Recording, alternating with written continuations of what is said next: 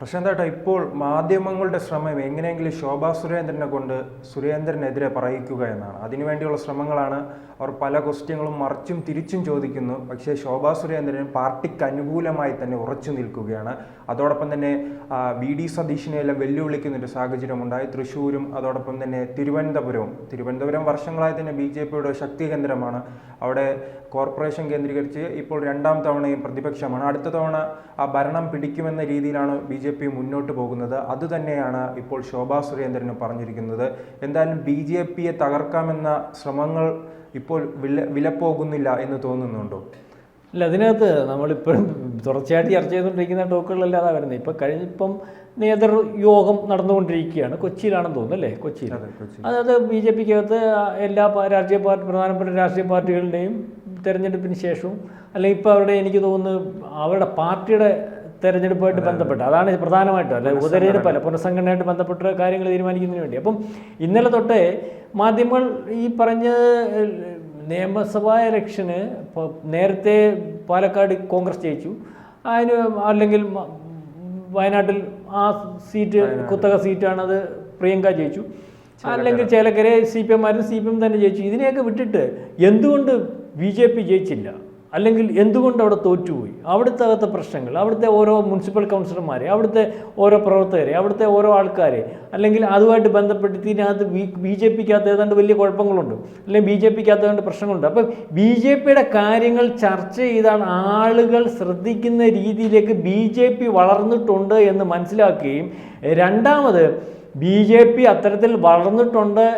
എന്ന് മനസ്സിലാക്കുമ്പം ആൾക്കാർ ശ്രദ്ധിക്കുന്നതിൻ്റെ കൂട്ടത്തിൽ ആ കെയർ ഓഫിൽ BJP ഇല്ലാതാക്കുന്നതിന് വേണ്ടിയുള്ള ഒരു അജണ്ടയുമായിട്ടാണ് കേരളത്തിലെ മാധ്യമങ്ങൾ നിൽക്കുന്നത്. നിങ്ങൾക്കിത് മനസ്സിലാവും. കാരണം ഇതിനു മുമ്പ് ഇന്നലെ സുരേന്ദ്രനെ കയറി പിടിക്കുന്നതിന് മുമ്പ്, BJPയെ കയറി പിടിക്കുന്നതിന് മുമ്പ്, പാലക്കാട് തെരഞ്ഞെടുപ്പിനെ കയറി പിടിക്കുന്നതിന് മുമ്പ് കഴിഞ്ഞ ആഴ്ച മൊത്തം സുരേഷ് ഗോപിയുടെ പറയുകയായിരുന്നു. സുരേഷ് ഗോപി ശ്രദ്ധിച്ചിട്ടുണ്ടോ? സുരേഷ് ഗോപിയുടെ പറയുന്നത്. സുരേഷ് ഗോപി എന്തിനാ? സുരേഷ് ഗോപി ആരാ? MP-യാ? എവിടുത്തെ MP-യാ? BJPയുടെ MP-യാ? ഇപ്പോൾ സുരേഷ് ഗോപി ഏറ്റവും മോശക്കാരനാണ്. ജയിച്ചു വന്ന ആളിൽ നാളെ കാലത്ത് 5 കൊല്ലം കൊണ്ട് അദ്ദേഹത്തെ ഏറ്റവും മോശക്കാരനായിട്ടോ, അല്ലെങ്കിൽ അദ്ദേഹം ഏറ്റവും കുഴപ്പമുള്ളവനായിട്ടോ, ഏറ്റവും മോശമുള്ളവനായിട്ടോ ചിത്രീകരിച്ചാൽ മാത്രമേ നടക്കുകയുള്ളൂ. കാരണം അദ്ദേഹം ഏറ്റെടുക്കുന്ന കാര്യങ്ങൾ ജനങ്ങൾ വിശ്വാസതയിലെടുക്കുന്നു. അദ്ദേഹം ഏറ്റെടുക്കുന്ന വിഷയങ്ങൾ ജനങ്ങൾ ഏറ്റെടുക്കുന്നു. അദ്ദേഹം ഏറ്റെടുക്കുന്ന വിഷയത്തിൻ്റെ പുറകിൽ കേരളത്തിലെ രാഷ്ട്രീയ പാർട്ടികളും കേരളവും സഞ്ചരിക്കുന്നു. മുൻപത്തെ കാര്യം ഞാൻ പറയുക. ആ വിഷയം വന്നപ്പോൾ എന്നെ ഭീഷണിപ്പെടുത്തിയത് മാധ്യമ പ്രവർത്തക രംഗത്ത് ഏറ്റവും പ്രധാനപ്പെട്ട ഒരു വിഷയം നിൽക്കുമ്പോഴാണ് മറ്റേ കൊച്ചുകുട്ടികളെ പോലെ എന്നെ ഭീഷണിപ്പെടുത്തി എന്റെ മുറിക്കുള്ളിൽ കയറ്റി. അതായത് ആ വിഷയത്തിൽ നിന്ന്, അതായത് മുനമ്പം വിഷയം സുരേഷ് ഗോപി പോയി ഏറ്റെടുക്കുമ്പോൾ, ആ മുൻപം വിഷയം, വഖഫ് വിഷയം കേരളം ചർച്ചയാകുമ്പോൾ, മറ്റ് രാഷ്ട്രീയ പാർട്ടികൾ അതിൽ നിന്ന് മുഖം തിരിഞ്ഞ് നിന്നപ്പോൾ അവർക്ക് മുഖം തിരിച്ച് നിൽക്കാൻ പറ്റാത്ത അവസ്ഥയിലേക്ക് ജനകീയ പ്രക്ഷോഭമായിട്ട് ആ വിഷയം മാറുമ്പോൾ ഇതിനെല്ലാം പുറകിൽ BJPയാണ്. അതായത് അത്തരത്തിൽ BJP വളർന്നു വരുന്ന ഒരു സംസ്ഥാനമായിട്ട് കേരളം മാറുന്നു. ഇന്ത്യയിലുടനീളം അല്ലെങ്കിൽ ഇവർക്ക് സാധിക്കാത്തത് കേരളത്തിലാണ് ഈ പൊളിറ്റിക്കൽ ഇസ്ലാമിനും, അല്ലെങ്കിൽ ഇന്ത്യയിലുടനീളം നടക്കുന്ന ഇന്ത്യ വിരുദ്ധ ശക്തികൾക്ക് കോപ്പ് കൂട്ടുന്നതിനാവശ്യമായ സംവിധാനങ്ങൾ ഉരുത്തിരിച്ചെടുക്കുന്നത് കേരളത്തിൽ നിന്നാണെന്ന് NIA ഉൾപ്പെടെയുള്ളവർ മനസ്സിലാക്കി കൊടുക്കുമ്പോൾ, അതിന് വിഘ്നം നിൽക്കുന്ന രീതിയിലേക്ക്, അതിന് നാളെ തടയിടുന്ന രീതിയിലേക്ക് കേരളത്തിലെ BJP വളർന്നു വരുന്ന ഒരവസ്ഥയിലാണ് ഈ പ്രവർത്തനം. അതിനുവേണ്ടി മാധ്യമങ്ങൾ SDPക്കാരൻ കഴിഞ്ഞ ദിവസം വെല്ലുവിളി നടത്തിക്കൊണ്ട് 10,000 വോട്ട് ഞങ്ങൾ കൊടുത്തെന്ന് പറഞ്ഞ് നടത്തിയ പ്രകടനം ആ ദിവസം അന്നേരം ഒരു ഫ്ലാഷ് പോലെ കാണിച്ചുള്ളൂ. പിന്നെന്താ ചർച്ച ചെയ്യാത്തേ?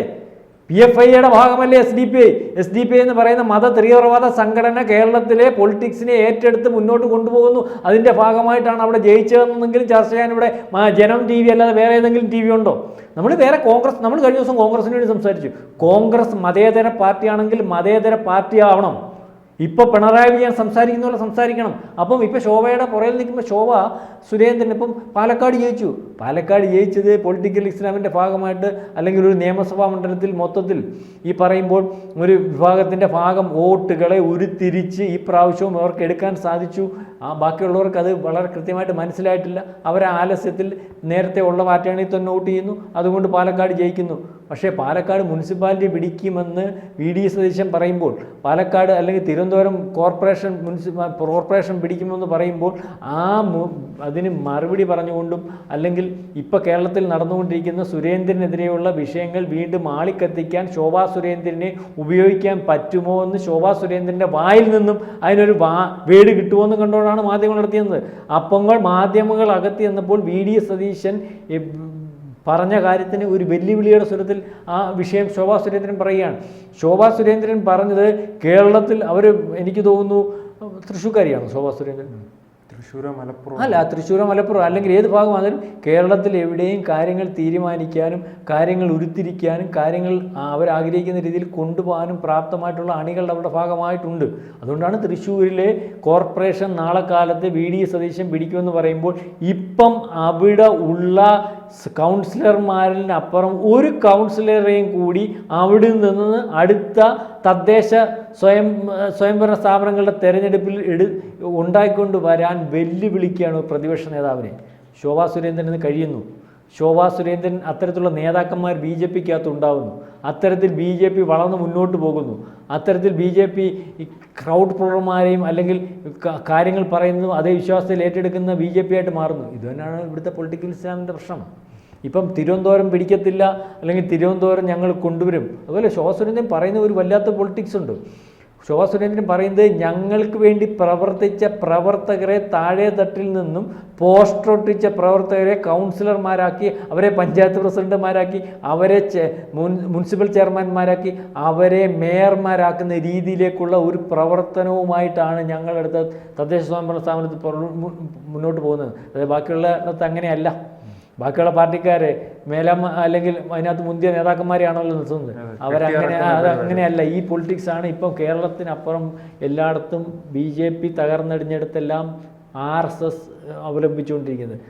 അതായത് പ്രദേശത്തുള്ളവരെ ഇപ്പം തന്നെ ഹരിയാനയിൽ മാറ്റി നിർത്തി 50%, ഏതാണ്ട് 50 അല്ല 35-40% 50% പുറത്ത് പഴയ നേതാക്കന്മാരെ മാറ്റി നിർത്തിയിട്ട് അതായത് ജില്ലാ കോൺഗ്രസ് BJPയുടെ ജില്ലാ നേതാവ്, കോൺഗ്രസ് അല്ല BJPയുടെ ജില്ലാ നേതാവ് അല്ലെങ്കിൽ ബ്ലോക്ക് നേതാവ്, ഇങ്ങനെയുള്ളവരെ മത്സരിപ്പിച്ച് ചെറുപ്പക്കാരെ മാത്രം ആ രീതിയിലേക്ക് തദ്ദേശ സ്വയംഭരണ സ്ഥാപനത്തിലേക്കുള്ള തെരഞ്ഞെടുപ്പിൽ ആ രീതിയിലേക്ക് തന്നെ പോകാനാണ് തീരുമാനിക്കുന്നത്. അതായത് ഈ പാർട്ടിക്ക് വേണ്ടി കഷ്ടപ്പെട്ടവനെ പാർട്ടിയുടെ കൃത്യമായ പോസ്റ്റുകൾ കൊണ്ടുവരിക.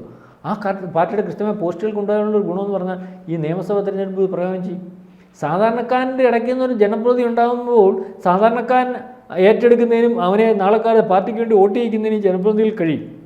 നിയമസഭാ തെരഞ്ഞെടുപ്പിലും ലോക്സഭാ തെരഞ്ഞെടുപ്പിലും അത് പ്രയോജനം ചെയ്യും. അപ്പം അത്തരത്തിലേക്കുള്ള കാര്യങ്ങൾ നീക്കുന്നതിനും ഇത്തരത്തിലേക്ക് കേരളത്തിൽ മറ്റ് 2 പ്രധാനപ്പെട്ട രാഷ്ട്രീയ പാർട്ടികളുടെ നേതാക്കന്മാരെ പേരെടുത്ത് പറഞ്ഞ് വെല്ലുവിളിക്കുകയും ആ വെല്ലുവിളി ഏറ്റെടുക്കുകയും ആ ഏറ്റെടുക്കുന്ന വെല്ലുവിളികൾ അതേ അർത്ഥത്തിൽ കൊണ്ടുപോകാൻ സാധിക്കുകയും പറ്റുന്ന ഒരു നേതാവായിട്ടാണ് ശോഭാ സുരേന്ദ്രൻ. അപ്പോൾ ശോഭാ സുരേന്ദ്രൻ കഴിഞ്ഞ കുറേ ദിവസങ്ങളായിട്ട് നമ്മൾ ഈ ഉപതെരഞ്ഞെടുപ്പിന് ശേഷമുള്ള പൊളിറ്റിക്സിനകത്ത് ശോഭാ സുരേന്ദ്രനെതിരെ സുരേന്ദ്രൻ പരാതി കൊടുത്തു, ശോഭാ സുരേന്ദ്രന് അല്ലെങ്കിൽ അവിടുത്തെ കൗൺസിലർമാർക്കെതിരെ പരാതി കൊടുത്തു. ഈ പരാതി വല്ലവർ കണ്ടോ? അല്ല, മാധ്യമങ്ങൾ ആ ശ്രമം നടത്തി. സുരേന്ദ്രൻ പറയും താങ്കൾ ഇതേപോലെ ശോഭാ സുരേന്ദ്രന് പരാതി കൊടുത്തോ ചോദ്യം ഉന്നയിക്കും. അപ്പൊ സുരേന്ദ്രൻ പറയും എനിക്ക് ശോഭയുമായി നല്ല സൗഹൃദം. കഴിഞ്ഞ പത്രസമ്മേളനത്തിൽ പറഞ്ഞതാ ഈ സൈഡിൽ വന്ന് ശോഭ എടുത്ത് ചോദിക്കും സുരേന്ദ്രനുമായി എന്തെങ്കിലും പ്രശ്നമുണ്ടോ. അതെ. അപ്പൊ ഇപ്പൊ ശോഭാ സുരേന്ദ്രൻ പറയുന്നില്ല, കഴിഞ്ഞ ദിവസം പത്രസമ്മേളനത്തിൽ ശോഭാ സുരേന്ദ്രനെ പറ്റി സുരേന്ദ്രൻ പറഞ്ഞതെന്ന് പറഞ്ഞാൽ ആ പാവം പിടിച്ച സ്ത്രീയെ പറഞ്ഞുകൊണ്ട് അവരെ വിട്ടുകളിക്ക് അല്ലെങ്കിൽ അവരാ ഞങ്ങൾ പാർട്ടി ഏറ്റെടുക്കുന്ന കാര്യങ്ങൾ ഏറ്റെടുത്ത് നടത്തിക്കൊണ്ട് പോകുന്ന ഒരു സ്ത്രീ. അപ്പൊ ഇന്ന് ശോഭയെ കണ്ടപ്പോൾ അത് ചോദിക്കുന്നു, സുരേന്ദ്രൻ കഴിഞ്ഞ ദിവസം പരാതി കൊടുത്തെന്ന് പറയുന്നല്ലോ, കൗൺസിലർമാർക്കെതിരെ പരാതി കൊടുത്തെന്ന് പറയുന്നല്ലോ, അല്ലെങ്കിൽ ഇത്തരത്തിൽ നീങ്ങുന്നു പറഞ്ഞു. അപ്പോൾ ഇതിനകത്ത് ഇവർ ആഗ്രഹിക്കുന്നതെന്ന് പറഞ്ഞാൽ ഇവരെല്ലാം പറയുന്നല്ലോ ഒരിക്കലും അധികാരത്തിൽ വരത്തില്ല, മതേതര സംവിധാനത്തിൽ അധികാരത്തിൽ വരത്തില്ല എന്ന് പറയുന്ന BJPയുടെ പുറകിൽ മാത്രം ഇവിടുത്തെ മാധ്യമങ്ങളും അല്ലെങ്കിൽ പൊളിറ്റിക്കൽ ഇസ്ലാമും ഒക്കെ നിൽക്കുന്നതിൻ്റെ അർത്ഥം എന്ന് പറഞ്ഞാൽ നാളെ കാലത്തെ കേരള രാഷ്ട്രീയത്തിലെ ഏറ്റവും പ്രധാനപ്പെട്ട ഒരു ഘടകമായിട്ട് BJP മാറുകയും ആ BJP മാറിയാൽ ഈ ചില ആൾക്കാർക്ക് വളരെ ബുദ്ധിമുട്ടുണ്ടാകുന്ന രീതിയിലേക്ക് BJPയുടെ വളർച്ച ഉണ്ടാവുകയും ചെയ്യുന്നതുകൊണ്ടാണ് BJP തടയിടാൻ ശ്രമിക്കുന്നത്.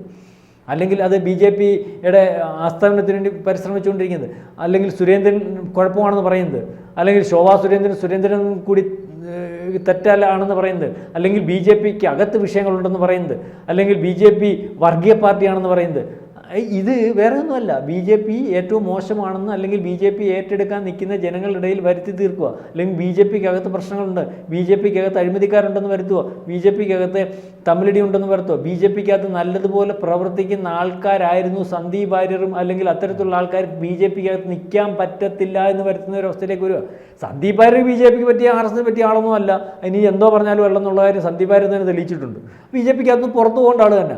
അത് ബി ജെ പി എന്ത് കൈകാര്യം ചെയ്യണോ എത്തരത്തിൽ കൈകാര്യം ചെയ്യണമെന്ന് ബി ജെ പി നേതാക്കന്മാരായിരുന്നു തീരുമാനിക്കേണ്ടത്. എന്തായാലും സന്ദീപ് വാര്യർ എന്ന് പറയുന്നത് നല്ലൊരു പൊളിറ്റീഷ്യനേ അല്ല, അയാൾ ആർത്തിപ്പണ്ടാരമാണ്, അയാൾക്ക് പൈസ ഉണ്ടാക്കുന്ന അല്ലെങ്കിൽ ആ അവസ്ഥയിലേക്ക് നീങ്ങുന്ന ആളാണ്. അത് ഏത് രാഷ്ട്രീയ പാർട്ടിക്കകത്തായാലും MLA ആവുക, MP ആവുക, അതിനകത്തുനിന്ന് സമ്പത്തുണ്ടാക്കുക എന്നൊക്കെയുള്ള അജണ്ടയുടെ ഭാഗമായിട്ട് നിൽക്കുന്ന ആളാണെന്ന് നമുക്ക് മനസ്സിലാകും.